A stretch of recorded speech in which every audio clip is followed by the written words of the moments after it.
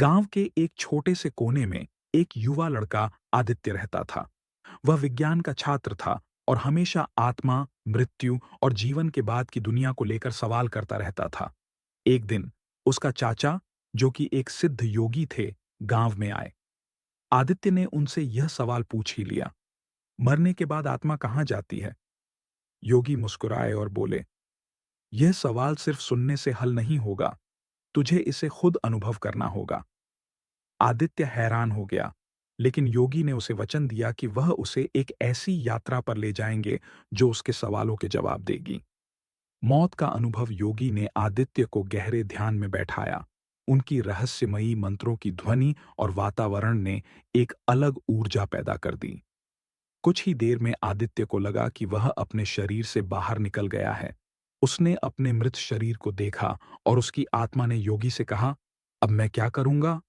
योगी की आत्मा ने जवाब दिया, अब तेरा असली सफर शुरू होता है। चल, मैं तुझे हर पड़ाव दिखाता हूं। पहला पड़ाव, पाप और पुण्य का तराजू। आदित्य एक प्रकाश की ओर खींचता चला गया। वहां उसने दो विशाल देवताओं को देखा। उनके हाथ में एक तराजू था। हर अच्छे काम ने तराजू को हल्का किया और हर बुरे कर्म ने उसे भारी। आदित्य का दिल धड़क उठा।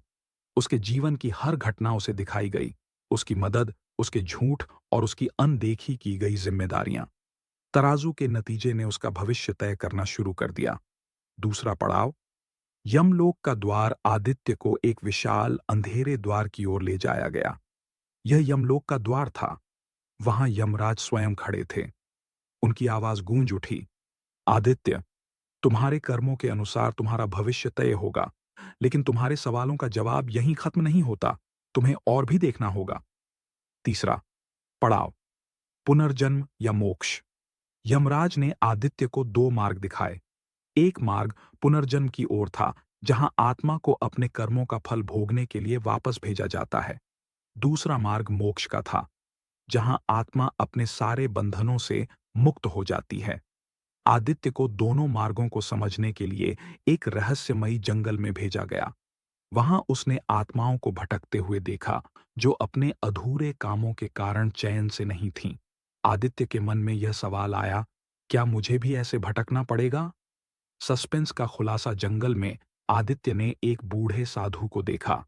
साधु ने उससे कहा, तुम्हारी यात्रा अभी अधूरी है।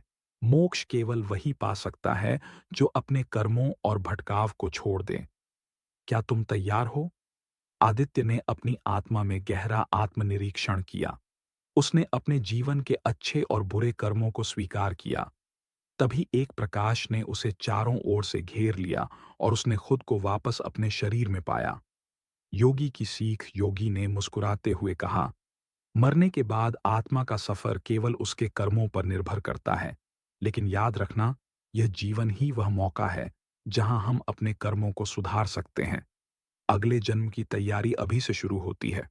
आदित्य ने सिर झुका लिया और संकल्प लिया कि अब वह हर दिन को अपने जीवन का सबसे अच्छा दिन बनाएगा। अंतिम संदेश कहानी हमें सिखाती है कि मृत्यु के बाद आत्मा का सफर एक रहस्यमयी और जटिल प्रक्रिया है। लेकिन इस सफर का अंत इस पर निर्भर करता है कि हम अपने वर्तमान जीवन में कैसे जीते हैं।